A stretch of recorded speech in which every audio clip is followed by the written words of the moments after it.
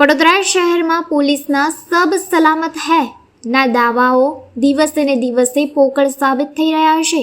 આજે સમી સાંજે સૌરભ પાર્કમાં રહેતા મિશ્રા પરિવારના મકાનમાં બનાવાયેલ વર્ષો જૂના કલ્પેશ્વર મહાદેવના મંદિરે બેસેલા વૃદ્ધના ગળામાંથી એક તસ્કર ચેન તોડી ફરાર થઈ જાય છે અને સમગ્ર ઘટના સ્થળ ઉપર મૂકવામાં આવેલ સીસીટીવી કેમેરામાં કેદ પણ થાય છે।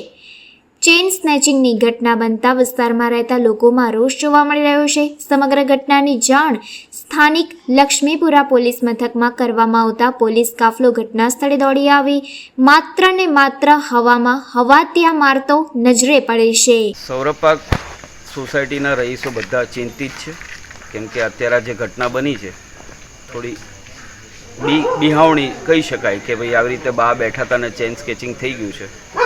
એ બાબતે થોડી અમારે સિક્યુરિટી બધા પ્રોવાઈડ કરીએ અમારી અંતરાત્માથી રિક્વેસ્ટ।